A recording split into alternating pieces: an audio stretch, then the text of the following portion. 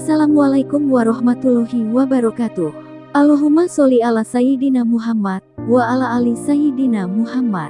Pemirsa yang dirahmati Allah, marilah kita simak ceramah dari Kiai Haji Muhammad Bahyet dengan tema Allah melindungimu dari bahaya dengan caranya sendiri. Sebelumnya marilah kita perbanyak sholawat minimal 1000 kali sehari, agar hidup kita penuh barokah dan mendapatkan syafaat kelak.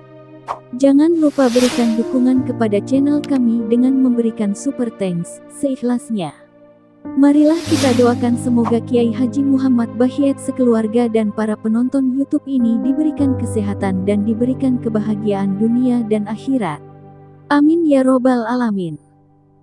Bismillahirrahmanirrahim. Alhamdulillahilladzi amarana bil muhasabati wal muraqabah wa mujalasati ahli safwati wal musyahadah. Ashhadu an la ilaha illallah wahdahu la syarika lah wa ashhadu anna sayyidana Muhammadan abduhu wa rasuluhu ila kafatil ummah. Allahumma salli wa sallim wa barik ala sayyidina wa maulana Muhammadin nabiyyir rahmah wa ala alihi wa ashabihi wa dzurriyyatihi wa atba'ihi ila yaumil haqqah. Amma ba'du. Yang kita hormati dan kita cintai para habaib dan para alim ulama, para muhibbin, hadirin hadirat rahimakumullah. Pertama-tama kita panjatkan puji dan syukur kehadirat Allah Subhanahu wa taala yang telah mengumpulkan kita bersama-sama di majelis di masjid yang penuh berkah ini. Dan salawat serta salam kita haturkan juga kepada junjungan kita Nabi besar Muhammad sallallahu alaihi wasallam dan kepada seluruh keluarga, para sahabat, zuriat dan pengikut beliau sampai hari akhir nanti. Para muhibbin rahimakumullah, al-hikmatul khamisata asyrata minal hikamil ataiyah. Qala al-imam Ahmad ibn Athaillah as-Sakandari rahimahullah wa nafa'ana bi'ulumih. Hikmah yang ke-15 dari Al-Hikam. Berkata Al-Imam Ahmad bin Athaillah as-Sakandari rahimahullah wa nafa'ana bi'ulumih, mimma yadulluka ala wujudi kahrihi an hajabaka anhu bima laysa bimawjudim ma'ahu. Yang artinya setengah daripada sesuatu yang menunjukkan kepada engkau atas adanya sifat qahar Allah Subhanahu wa ta'ala, bahwa Allah dinding engkau daripadanya dengan sesuatu yang tidak ada beserta Allah Subhanahu wa ta'ala. Nah, itu adalah terjemah daripada hikmah yang ke-15 ini. Adapun maknanya atau tafsirnya, inna min qahrihi subhanahu alaika ayyuhal asi al-mutakabbir an hajabaka anhu bima laysa mawjudan bil haqiqah, yakni al-khalqa, fala taral khalqa illahu wa la tushahidu khaliqah ma'a annahu bil haqiqah la wujuda lahu wal wujudu innama huwa lillahi subhanahu wa ta'ala. Bahwasanya sebahagian daripada qaharnya Allah, qahar itu artinya mengalahkan,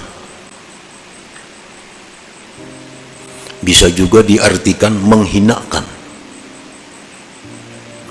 Setengah daripada mengalahkannya Allah atau menghinakannya Allah atas engkau, wahai orang yang maksiat dan takabur,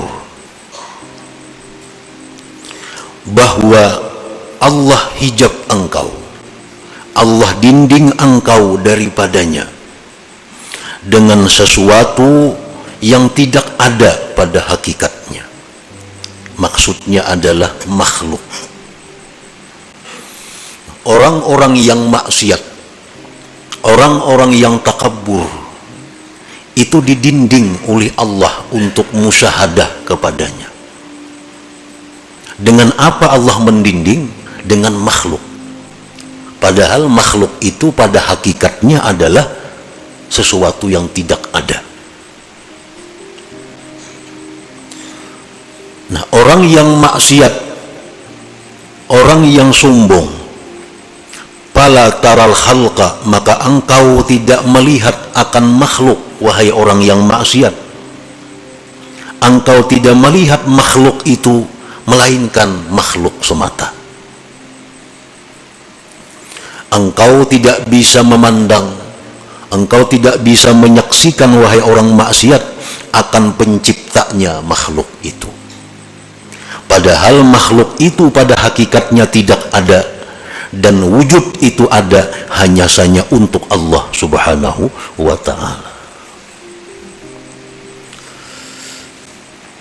Nah, jadi orang-orang yang maksiat kepada Allah, orang-orang yang dirinya dipenuhi dengan dosa, siapapun mereka, mereka itu kada akan bisa yang menunjuk musyahadah kepada Allah.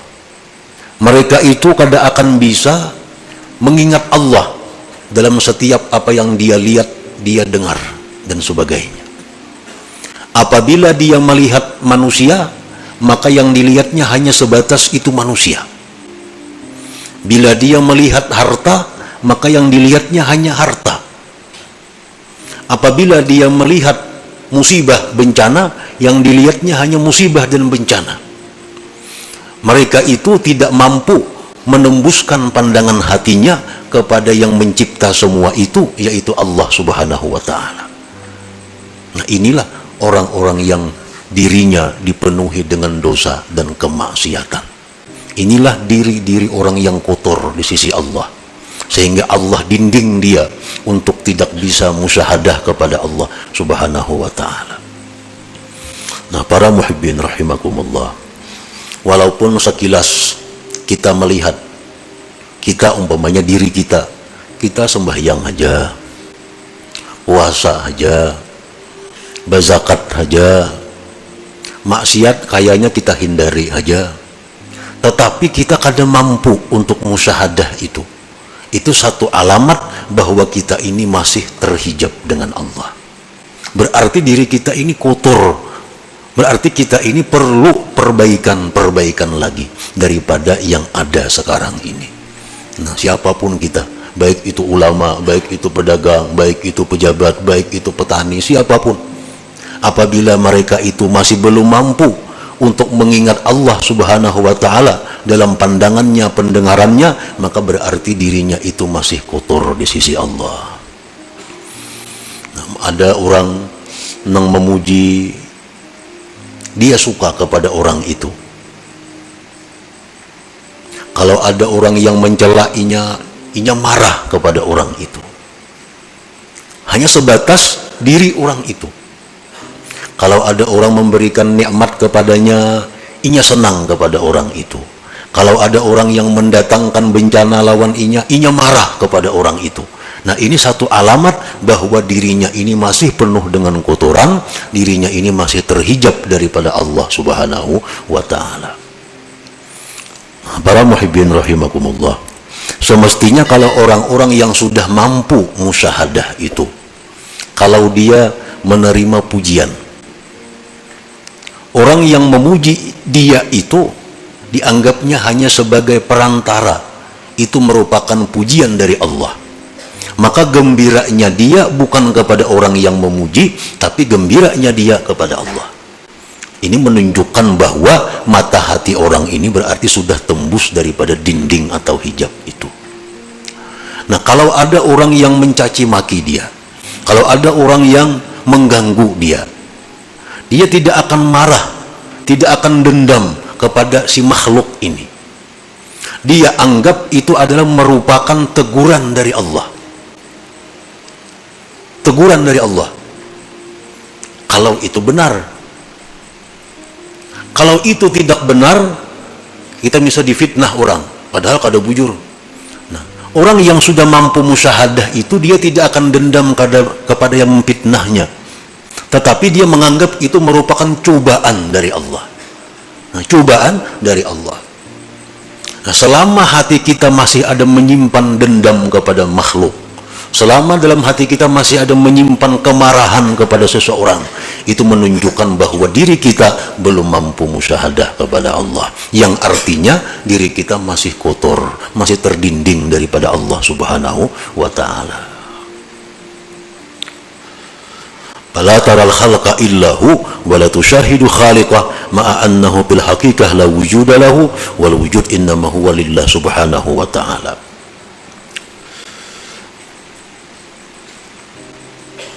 Fallahul wahidul qahar yaj'alu ma la syai'a hijaban bainaka wa bainah. Allah yang maha esa, Allah yang maha mengalahkan siapapun. Dia menjadikan sesuatu yang tidak ada sebagai dinding antara engkau dan Allah. Kan makhluknya sebenarnya kada ada, hanya diciptakan Allah. Nah, nang diciptakan Allah ini diulah Tuhan dinding, diulah Tuhan hijab, sehingga orang-orang yang ahli maksiat ini, yang banyak dosa ini, pandangannya hanya kepada hijab itu.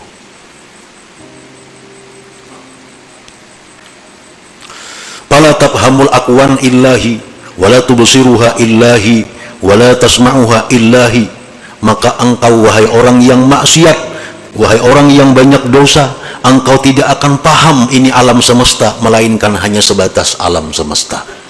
Engkau tidak mendengar akan apapun yang di alam ini, hanya sebatas mendengar, melihat. Wala tubsiruha illahi, dan engkau tidak melihat itu alam, melainkan hanya sekedar melihat itu alam. Wala tasma'uha illahi, dan engkau tidak mendengar itu alam semesta, melainkan alam semesta itu.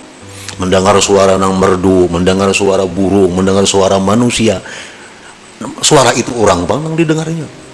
Mata hatinya kada bisa menyampaikan bahwa suara seseorang nang indah itu, suara makhluk yang indah itu merupakan keindahan daripada Allah Subhanahu wa ta'ala. Wa huwal ma'ni bi qaulihi ta'ala, itulah yang dimaksud dengan firman Tuhan, walaqad zara'na li jahannama katsiran minal jinni wal ins lahum qulubun la yafqahuna biha wa lahum a'yunun la yubsiruna biha wa lahum adhanun la yasma'una biha ulaika kal an'am bal hum adall. Al-A'raf 179. Sungguh kami jadikan neraka jahanam itu kebanyakan daripada jin dan manusia.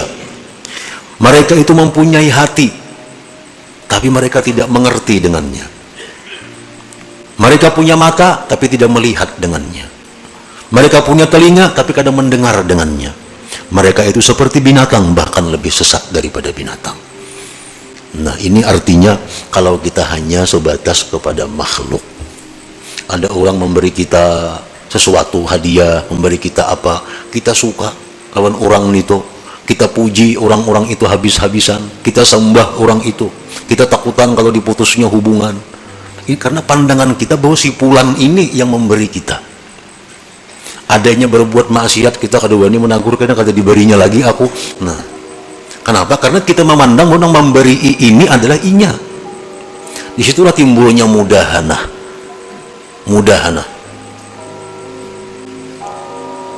Kalau ada orang yang menantang kita, kalau ada orang yang akan membinasakan kita, kalau ada orang yang mengganggu usaha kita, kita marah habis-habisan kepada orang itu. Kada sampai hatinya bahwa sesuatu itu adalah dari Allah Subhanahu wa ta'ala. Nah, akibat apa? Akibat banyak mempunyai dosa tadi, sehingga didinding oleh Allah. Makanya Rasulullah SAW dalam banyak hadis mengajarkan kepada kita agar selalu ingat kepada Allah.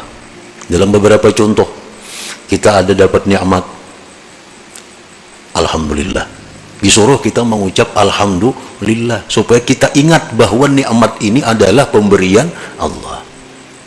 Kita dapat musibah, disuruh kita mengucap innalillah wa inna ilaihi raji'un. Melihat sesuatu yang menakjubkan, subhanallah, maha suci Allah, Melihat ini bacaannya. Nah, itu pelajaran untuk musyahadah sebenarnya, agar kita bisa ingat kepada Allah dalam apa yang kita lihat dan kita dengar ini. Al-ma'asi kulluha sababun li hadzal hijab walakinnal kibra wal isti'zaza aqwa sababih. Maksiat itu seluruhnya merupakan sebab ini terdinding kita. Kenapa kita lupa Allah? Kenapa kita banyak kada ingat lawan Allah? Sebabnya kebanyakan maksiat. Tetapi yang namanya kesombongan, yang namanya merasa mulia, itu paling kuat sebab. Maksiat ini semuaan menjadikan dinding di hati kita untuk ingat kepada Allah. Tapi kalau maksiat itu bentuknya kesombongan, maksiat itu bentuknya merasa mulia, itu lebih tebal dindingnya. Tanqasimul ma'asi min haitsu usuluha ila arba'ah. Maksiat yang dari kita ini timbulnya dari 4 macam. Yang 4 macam ini ada dalam diri kita. Pertama, bahimiyatin wa sabu'iyatin wa syaitaniyatin wa rububiyah. Diri kita ini ada mempunyai sifat yang namanya bahimiyah, sifat binatang. Dalam diri kita ada mempunyai sifat kebuasan. Dalam diri kita ada mempunyai sifat syaitan. Dalam diri kita ada mempunyai sifat ketuhanan. Yang keempat-empatnya ini sumber dosa. Palbahimiyah, kalau sifat kebinatangan itu yang menonjol dari diri kita, dosa yang kita lakukan apa? Al-hirsu ala qadha'i syahwatil batni wal farji wa min yatasa'abuz zina was-sarikah wa jam'ul haram. Kalau sifat kebinatangan yang menguasai diri kita, maka pikiran kita hanya untuk nyaman syahwat dan perut. Orang yang pikirannya hanya untuk meluluskan nafsu syahwatnya, itu orang yang dikuasai sifat kebinatangan. Dari situlah timbulnya zina. Dari situlah timbulnya mencuri milik orang. Dari situlah timbulnya makan harta yatim. Dari situlah timbulnya riba. Yang kedua, sabu'iyah, kebuasan. Al-ghadab, marah. Wal hikdu, dendam. Itu ada dalam diri manusia. Marah, dendam. Wa min yatasa'abul qatlu wa darbu wa idza'ul khalqi. Dari situlah timbul bisa membunuh orang, bisa memukul orang, bisa menyakiti orang. Kalau orang itu dikuasai sifat kebuasan ini, orangnya pemarah. Kalau sedikit tempiling saku, kalau sedikit tampar saku. Nah, ini orang nang manusia tapi dipenuhi oleh sifat kebuasan. Ini kalau urusan makan barang aja, bila menampiling orangnya asal puas beneran itu. Nah, ini orang sifat kebinatangan buas ini. Yang ketiga, wasyaitaniyah, dalam diri manusia ada sifat syaitan. Al-hasad, dengki contohnya. Syaitan dengki ini syaitan yang mula-mula. Nifak, kemunafikan. Wadda'wah ilal ma'asi, mengajak orang berbuat maksiat. Nah, dalam diri kita ini ada itu. Ada kemunafikan, pura-pura baik padahal kada, pura-pura salih padahal kada, pura-pura ahli ibadat padahal kada. Itu sifat yang ada dalam diri kita yang berasal dari syaitaniyah. Warububiyah, yang keempat sifat rububiyah ini at-tasybih bi awsafir Rabb subhanah, ini hendak menyerupai Tuhan. Nah, kadang-kadang dalam diri kita ini ada timbul sifat rububiyah, hendak jadi Tuhan. Kalau azamah seperti hendak dibesarkan orang, wal kibriya, kesombongan, wal izzah, kemuliaan, wal rif'ah, ketinggian. Nah, dalam hati kita ini ada timbul hendak dimuliakan orang, hendak diagungkan orang. Oh, berarti hendak jadi Tuhan tuh. Hendak jadi Tuhan. Nah, 4 sifat itu sumber segala kemaksiatan yang menyebabkan kita selalu lupa dengan Allah. Jangankan dalam kita berdagang, jangankan dalam kita berusaha, dalam sembahyang aja kita kada ingat lawan Tuhan. Dalam sembahyang nyata-nyata sembahyang dihadapi, hati jatuh kada ke Tuhan, apalagi di toko, apalagi di sedang berusaha. Itu alamat bahwa kita ini tebal dindingnya dengan Allah Subhanahu wa taala. Membaca Quran, Quran di tangan, mata ke Quran, ya tuh hati ke lain juga. Apalagi surah kabar di tangan maginnya nang nyata-nyata Quran di tangan, ya tuh hati kada mau ke Quran. Nah, sebabnya apa? Kebanyakan maksiat tadi. Apalagi maksiatnya itu berupa kesombongan. Karena itu sifat ketuhanan yang diambilnya. Qala Allah Ta'ala sa'asrifu an ayati alladzina yatakabbarun fil ardi bighairil haq. Allah Subhanahu wa taala menjelaskan, ujar Tuhan, aku palingkan ayatku terhadap orang-orang yang sombong di muka bumi dengan tiada benar. Nah, kalau kita sombong, kayak apa aja kada mau ingat kepada Allah. Kenapa? Inya hendak jadi Allah juga. Sombong sifat Allah, besar sifat Allah. Inya hendak besar, hendak jadi Allah, kadanya mau ingat lawan Allah.